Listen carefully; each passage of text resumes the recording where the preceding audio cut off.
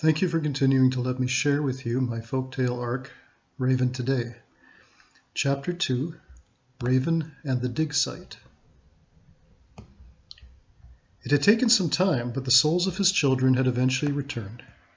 Not all of them, not yet, but Raven knew he could wait to find their way, for the remainder to find their way back again. The newcomers had brought their god with them, though Raven had seen from the very beginning that not all of the strange people believed in him, and hardly any of them acted in the manner their god had apparently done. This too was strange, and was perhaps the strangest thing about the new people. But today such things made more sense. The newcomer's god was hardly a factor. Hardly anyone believed in him, and almost no one acted in the manner he prescribed. If you didn't know about your god, you couldn't follow him. Raven nodded mentally to himself. This was not a serious concern, though, as his original children had remained at some distance from he himself and thus couldn't always follow his suggestions either. Strangely enough, at the same time, the children of the newcomers, those who had been born into the land of the Raven, had started to understand him. So there had been some kind of balance struck over the years. The outcomes of this odd and wavering balance didn't always make sense either, as when the ancient totems had been placed inside other buildings, away from most people.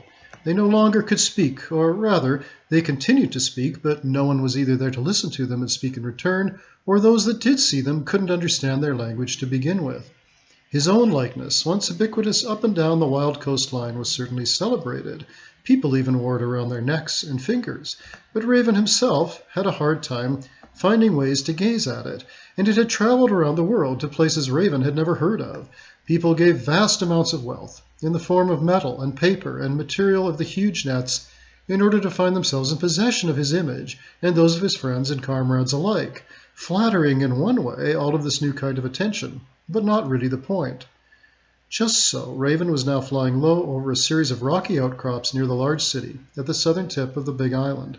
Even he had to admit that there was to be found, after all, a few places in which to temporarily rusticate, away from his annoying younger cousin Crow and his minions.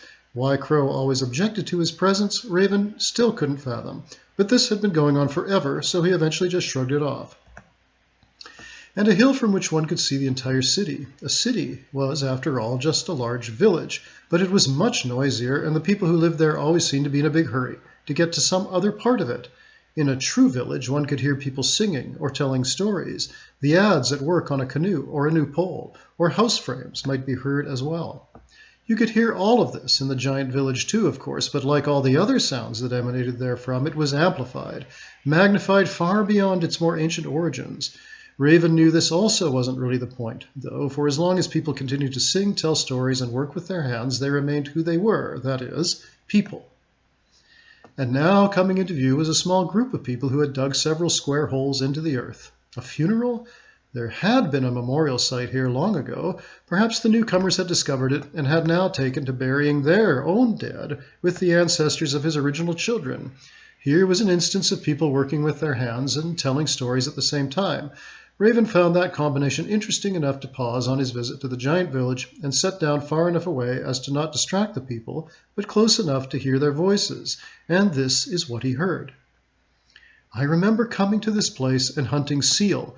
We cut out curved pieces from old hollowed cedars, like the ones across from us on the beach over there, for the large frontal carvings that were placed inside houses or were given as gifts at the potlatch.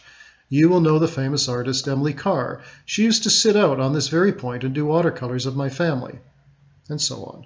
Very nice, Raven nodded to himself. I also remember such things, though none of it was unique to this particular place. But then Raven cocked his head quizzically. Something about this story didn't make any sense. The man who had been telling it was no more than 50 years old. This fact made Raven pause and reconsider his itinerary. There was no real rush to return north. Perhaps if he lingered in this southernmost place, he might even see his elusive white sister, also named Raven. She had warned him to protect himself when he had first told of planning to steal the sun, but he had shrugged this advice off. Now she was the only guise of his greater spirit that had retained her original color, and for that matter, so she claimed, her original sex. Raven wasn't so sure about that last bit, but he knew as long as they didn't speak of it, such a visit would be welcomed by them both. All siblings had at least one topic that was taboo, but he was getting distracted, which he knew was his chief weakness in all things. Even so, his ability to notice the little things that others would pass over, All of what was going on in the world had elevated his travels from merely rounds to the stuff of legend, and he wasn't about to stop now. So just then Raven had the idea to come in closer to the place where these few people were digging, and see if he could glean some more sense out of it. But before even this, he flew low over the beach in question and found that the man had been right about one thing at least. There was an ancient cedar log or trunk sitting above the high tide line on the thin gravelly beach, and indeed it had been cut into at some point, perhaps to make the carvings the man had spoken of. Raven settled down on top of it and tried to feel any resonance of his children's activities. It had been long enough that he had to meditate on it. The last time such an activity might have occurred in this place would have had to have been about a century ago, Raven decided, knowing what he had seen of the transformations over the many years he had visited the giant and ever-growing village. Even the word was new. A century was 100 seasonal cycles, but no one used to count that far back in any case. There had never been a point to listing the cycles ad nauseum. Before the newcomers arrived, there had been all of 2 different times, the one of the transformer beings and the one of his children. And it wasn't as if these 2 times came precisely before and then after one another. This too was a new idea. No, the way Raven remembered it just now, the Transformers' time existed in a slightly different kind of space than that of his children. These spaces were contiguous, but they no longer overlapped. That was the real difference in time. Once the 2 times shared part of their spaces mutually, and then they didn't. Given this, Raven had to transform himself not in shape this time, but in thought. He took himself back through the cycles mentally, so his mind's eye could see once again what had exactly transpired in this specific spot. He would have to be careful the closer he got to the time when the hopeful carvers had cut into this very trunk, for he could not move his body when he traveled like this, and yet the people of this time or that would not be able to actually see him. They might intuit his presence, as they often used to, far more then than now it appeared, but they would not know that he was standing right beside them. Their adzes and saws might cut right into him. He hopped back down the log away from the cut areas. He glanced back at the diggers. The storytelling had stopped for the moment, and all were in the holes they had been working on. There had been no corpse, Raven suddenly realized, so it could not be a funeral that was occurring. But he would have to wait to investigate this further for the moment. He closed his beady eyes and thought himself transformed back through the cycles, all the while paying keen attention in his mind's eye to the changing sights. At first, nothing was different. This lasted for a long time. Trivial things like what people were wearing were altering, but what the beach was being used for did not. After a short while of meditation, however, Raven began to see some things that spoke to him of older times, some vestiges of the previous age before the newcomers had arrived.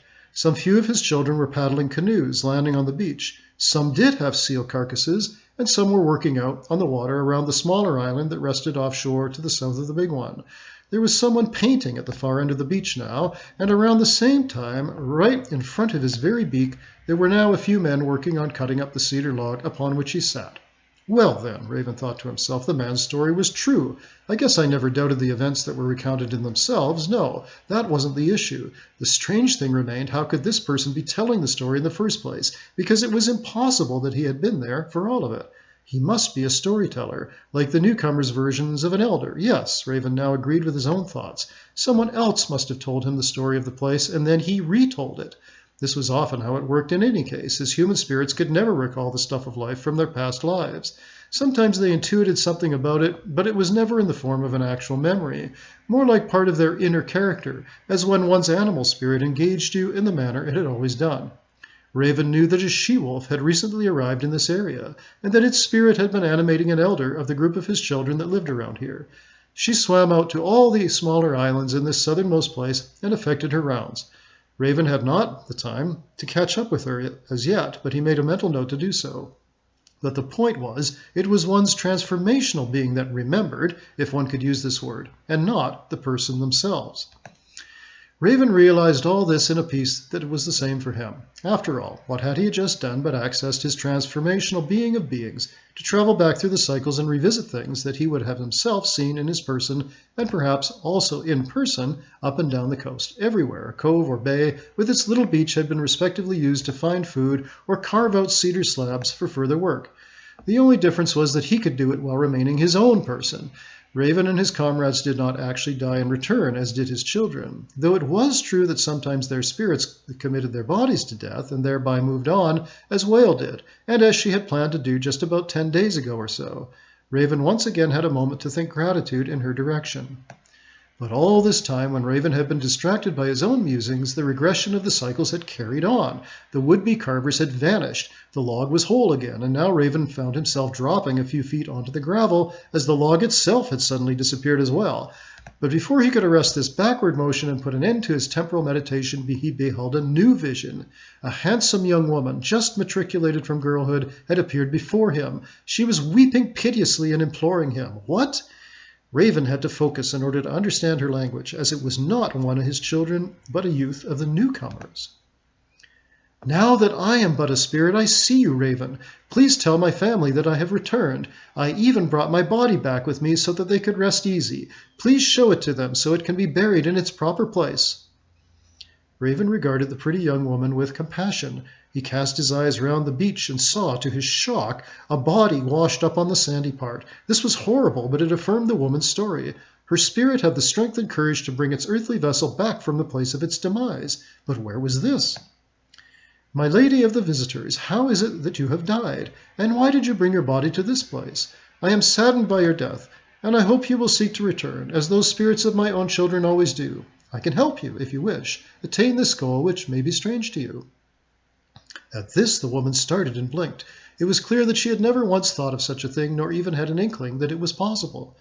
How can you do such a thing? Only God can bring back the dead. Raven decided to ignore this, as the young woman had clearly not meant it as an insult. But first his questions needed to be addressed. He reiterated them, and she answered thusly. I live here. Oh, my goodness, I used to. In that house, right on the water there. My family even now is likely eating their dinner, unaware that I have returned in the only way I now can. They are in mourning, though, as by now they will have heard the news of the wreck of the steamer Pacific. Aha, so that was it then. One of the giant canoes the newcomers used had foundered, which in this period happened all too often. Thunderbird and Sissutel both were responsible for many of these tragedies, but Raven could no more convince them to quit than he could not be himself. They were what they were, in other words. But what he could do was give this woman's spirit another chance at life. It would mean mentally traveling around in this time for a few moments, which was risky. He focused once again and stopped his first meditation just before the woman and her body vanished. She stood there before him, a waste, but so commonplace as to elicit only a sympathetic nod. Even in the present day, such might well be the case for all those who did not know of the dead. Indeed, Raven had thought before that this was the chief difference in the kinds of time he had been witness to. Before, when one of his children died, all mourned together. Now, when one of the newcomers died, or indeed also one of his original children, hardly anyone cared about it. It wasn't so much time that had passed, it was community, and the passing of community had then changed the time itself. Come with me now, young lady, and become yet younger, was what he eventually said to her. It was a matter of a few moments before Raven had located a child about to be born in another part of the much smaller city. He gestured for the woman's spirit to enter into its body, and as it did so, he heard the baby cry out its first sounds in the new world. Well and good. But this had not at all been the point of Raven's meditative exercise. On the other hand, maybe there was some insight to be gained from it. Raven flew back to the beach. The corpse had been discovered and taken away. Such a sadness. But now he knew that this spirit would live again in this world, unlike so many of her cultural comrades. But he also knew that it would have no memory of its previous abbreviated life. So much the better, thought Raven. But was this the lesson that could be learned from such a happenstance and unexpected event? The young woman's spirit had had such courage and fortitude, it had been able to drag its own waterlogged corpse all the way from the wreck site. And where was that again? Right back in front of her family home. Right back to the very beach she herself must have played on every day as a girl. Yes, that was a clue to the puzzle Raven had overheard. The sense of place, and not time, was paramount. This was the spot now, right in front of him again, as he had brought himself back to the present day, where the girl's spirit had been most herself, not only where she had found herself, but where she had become herself. So of course the spirit willed its return to this precise place. Well, now she had a new vehicle to visit the beach and become herself once again, or some other place. That part didn't matter. So what does this mean with respect to the man's story? Raven wondered. He flew back down to the beach to the dig site. It was now clear that in the absence of a funeral that some other task had been set for themselves. The irony of the washed-up corpse and the absence of the contemporary funeral Though holes in the earth were being dug was not lost on him, though his own children just as often placed their bodies in cedar boxes and hung them up over tree branches. Raven had himself feasted on their brains, which had only enhanced his reputation as the master of life and death, and had brought a great variety of shamans, men and women, over the years out to observe him and attempt to speak with him. Raven had given what he could in return, though about half the time he couldn't make head or tail out of what they uttered at him.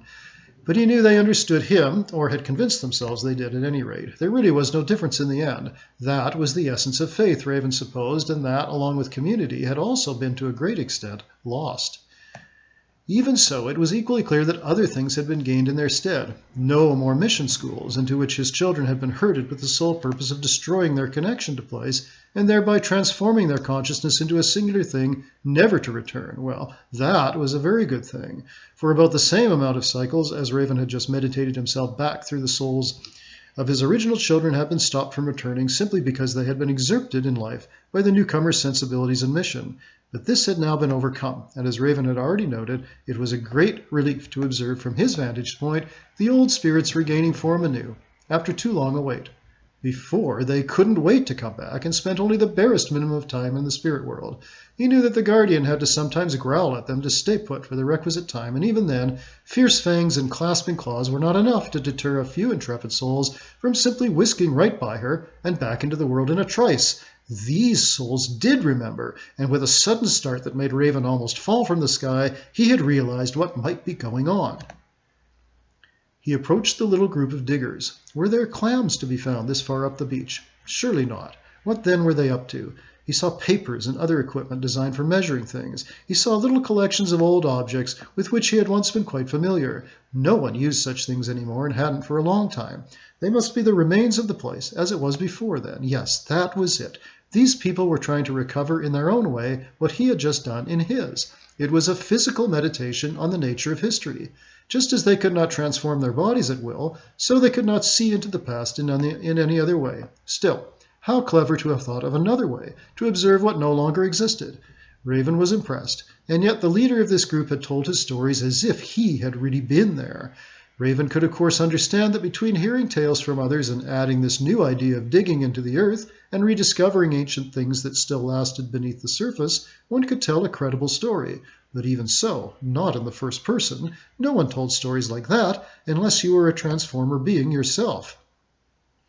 At this thought, Raven started again. He peered keenly at the leader. He looked like a person, and a person only. Raven then peered into his interior and found that his spirit also looked like a person. Then the man was speaking once again and regaling his audience in the same odd way.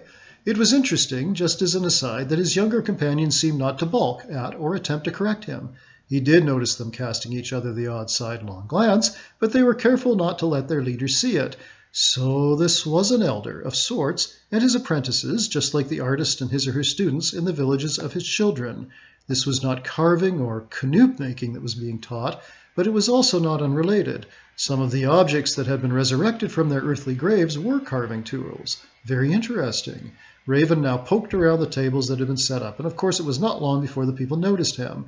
There was a cheery exclamation, and then their leader spoke aloud. "Here is my old friend Raven himself. This is no coincidence, folks. He wants to recall the past as well as we." "Do I know you?" Raven peered at the man again. "Well, no matter. Thank you for the warm welcome, but it isn't the past that I'm truly interested in fact." He croaked out a greeting in reply, and then to his immense surprise the spirit of the man answered him. "Raven, I am so glad to see you again. You hardly ever travel to the great cities of the newcomers, especially the giant one across the water to the northeast where I now work. It brings joyous tears to my soul to behold you and know that you are with me, as you always were." This more profound greeting flummoxed Raven. How could this man know of him in this way? "Who are you, Master of Youth, and why are you working so hard to demonstrate something you already know about? And indeed, how do you know about it?" The spirit of the man, now before Raven and almost divorced from its body, looked away for a moment. Then, "I am your son, a renowned artist of the fierce people far to the north. You must remember me, do you not?" Raven peered yet more deeply, now that the spirit of this strange man had placed itself before him without its body. On the one hand, this afforded Raven a much better look at who he was, but, on the other, a minor pandemonium had ensued at the dig site. The young people were desperately uttering orders to one another. One was using an odd device to speak to some other person who was at a distance to them. Another clever idea, that, Raven had time to note. and others still were trying to revive the person in question. But though he could have simply re-entered his body at will, he steadfastly maintained his current distance from it, no doubt in order to continue to speak to Raven himself. Raven shook his head at him. "How is it that one of my very own inhabits this newcomer? And why do you still possess the memories of your past life? The Guardian will be annoyed by this subterfuge on your part, I know." The man nodded. "What I didn't realize when I came back all too quickly was that this was just the beginning. Once set in motion, the rapid return of the soul cannot be stopped. I live again and again, weighed down by the memories of all I have seen and done. The destruction of your people, Raven, I lived through it, and lived through it once more." This was something Raven had not heard of. Yes, Cayuman was mysterious, like her cousin, of whom Eagle had recently spoken. No doubt she knew of this, and that was precisely the reason why she told the spirits to wait for a short time before returning, so that while in the land of the spirits their memories of the life that had just ended would be taken from them. The Great Guardian also had this function. But if one escaped her maw... Now Raven knew why this man had the job he did, plowing into the earth. He was trying to recover a world that no longer existed, but one in which he himself had lived. He was no different than the young woman to that regard. She had returned to the place of her greatest love and freedom in order to experience it once again. This man, however, was not trying to merely get back to a personal place, but to bring back an entire world. No one could do that alone, and hence Raven could tell he was still suffering. Indeed, his whole series of lives since he had been an artist had been suffering, and there was yet more. "I witnessed the death of my people, Raven, your children. 3/4 of the fierce people died within the span of 2 cycles.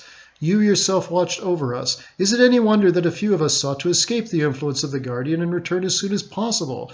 Our world had almost collapsed. I still think it a miracle that it has come back inasmuch as it has done so." Raven agreed with that, at least in part. It had been a miracle, but one of the human spirit.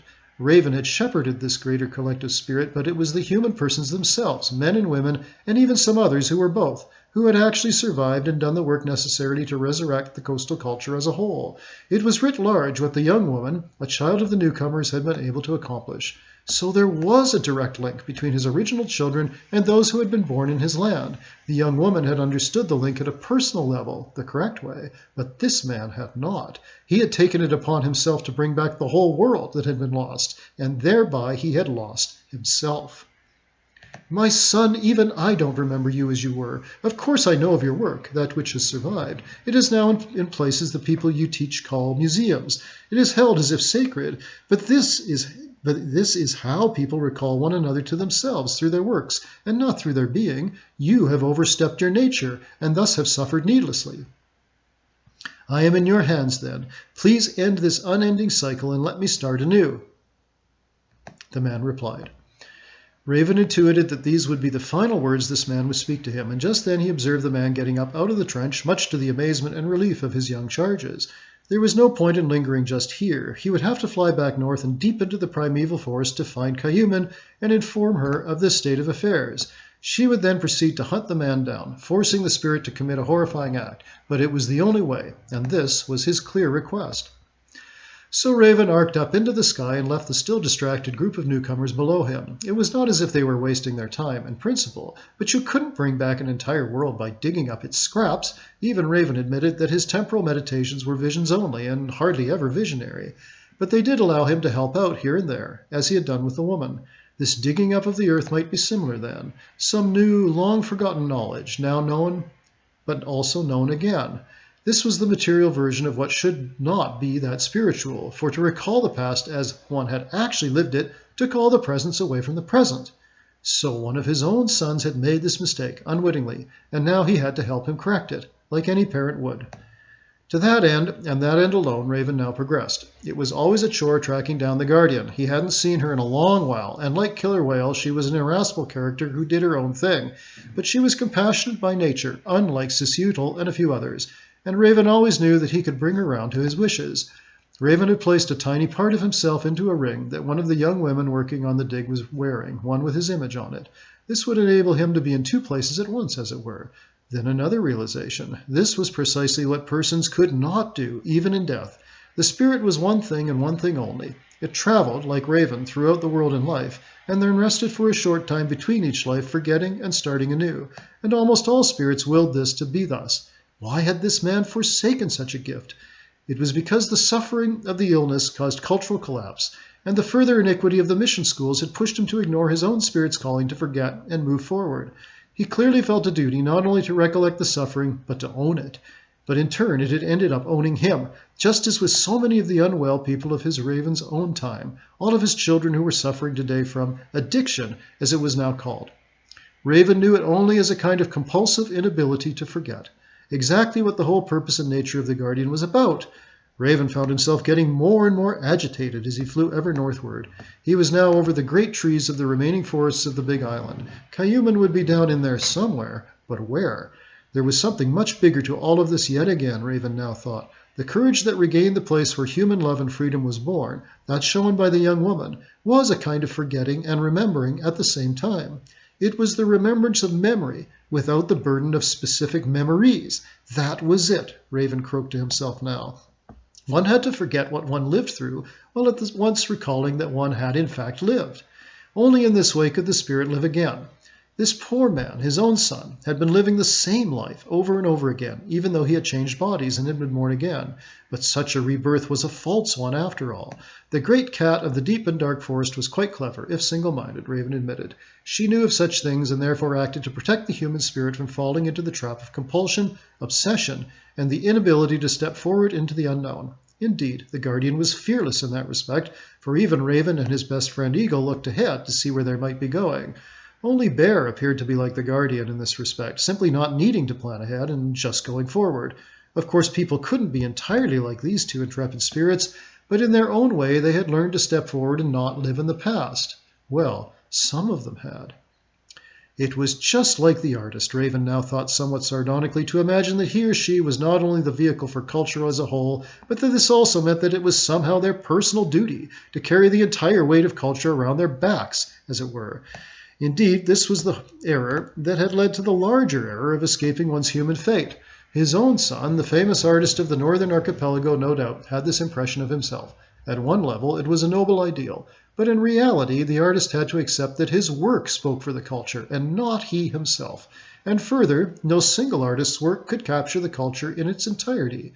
That was why even the smallest of villages, there was more than one artist, or had been.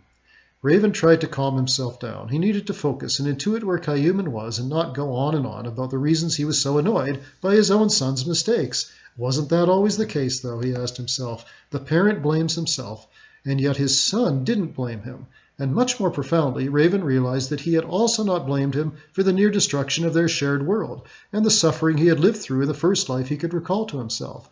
This was impressive, and told Raven that his decision to end the cycle of suffering was made in reason and not in bad conscience.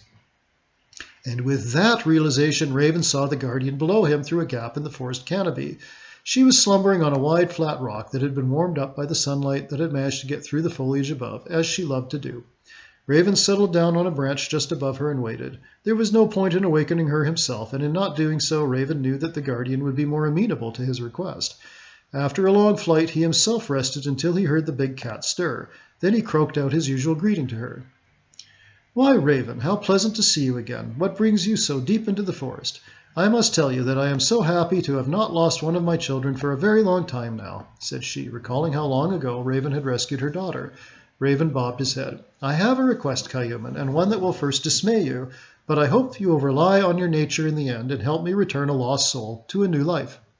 The Guardian's eyes widened. Then she set her teeth.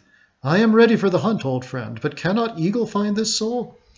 "No, not he. It is someone who had escaped you a long time ago, and thus has been trapped in reliving the same life all this time. His suffering has been terrible to me to behold, and he too wishes to correct his original error. Only you can help him do so." Once again the great cat's eyes widened. "There have been so few who escaped me. But I understand this one to be someone from the time of great death, when so many came to me for help at once, I could not but lose track of a few of them, especially if they were intent on returning before they were quite ready to do so. He must be from the time of destruction, then." "Yes, precisely that time. He was born into it at its very height, and has never left it to this day." "Then I will find him now that far fewer of your children come to me at the same time. I do have the ability to hunt him down and bring him back. I will make sure this time around that he waits the proper amount of time." He himself will see to that. He realizes his mistake. I would not have acted in this way otherwise, as I myself would have not realized what had occurred." At this the guardian got up on all fours and stretched out, her tail flicking. But there was one more thing to explain to her. "He lives and works across the inland sea in the giant city of the newcomers. It may be a task to reach him far more than what it will take to reach into him." Raven could rely on Cayuman to understand his meaning there. She nodded up at him, and he saw her skulk off into the ferns and bushes.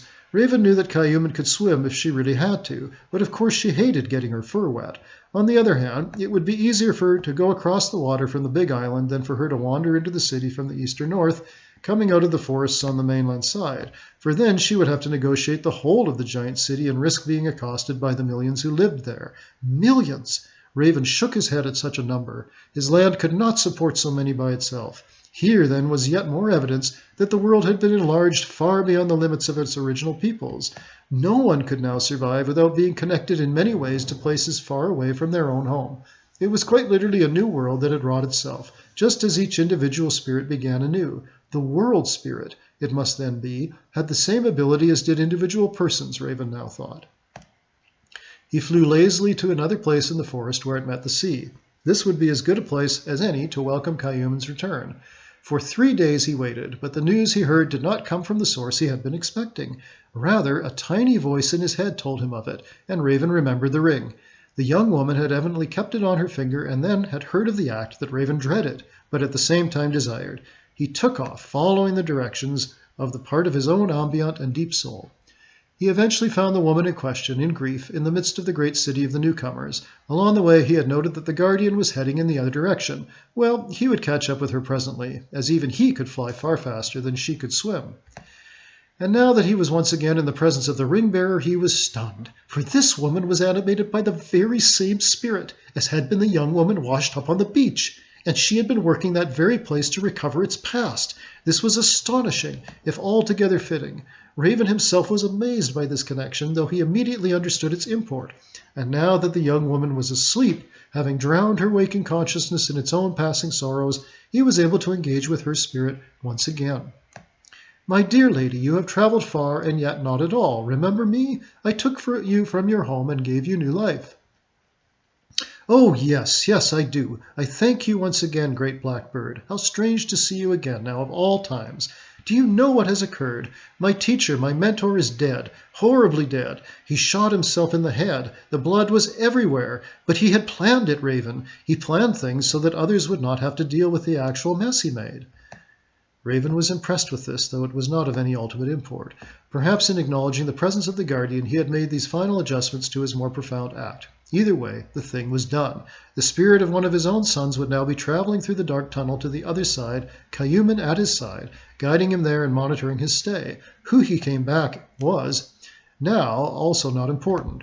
But judging from this unthought of connection demonstrated by the young woman whose spirit still stood before him, Raven reckoned that his son would find a like vehicle with which to go forward uncannily, with the necessary and altogether human ability to forget and remember at the same time. Altogether human, yes, but part of what elevated the merely human to the level of humaneness, to the level of humanity. This was the great effect of the transformational abilities humans did in fact possess in their form of being.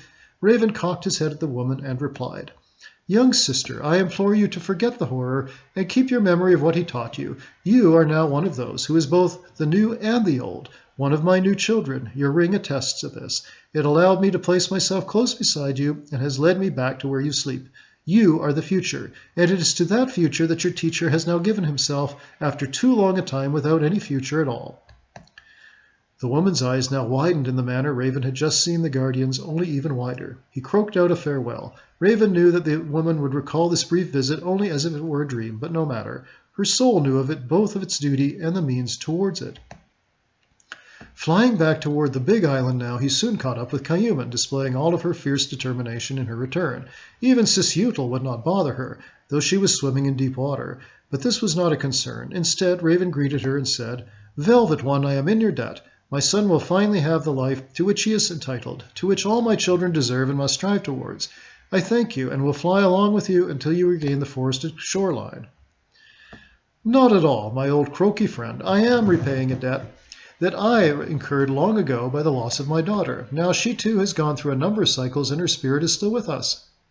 At this, Raven realized that the real manner of effecting a future was not even so much in the return of any one spirit, but in its spirited return to others of its kind, and all the more so, in today's world, to those not of its kind. The kindness of kind used to be the way of all life, but now Raven recognized for the first time it had become the kindness that killed. There could be no more reliance on the notion that one's own kind was enough. Even the fiercest of his children had been nigh on wiped out by the unkind fate of history. The future, too, was a new idea, and Raven knew that he had more to puzzle his way through in time. But the future must always remain new, and digging into the ground could only produce what was both old and new, like the young woman's spirited lives. The spirit of the future, then, approached the living with an open hand that spoke of what might be known and what would be, in any case, uncannily wrested from the unknown that had only rested within the ground of memory itself. Thank you for listening.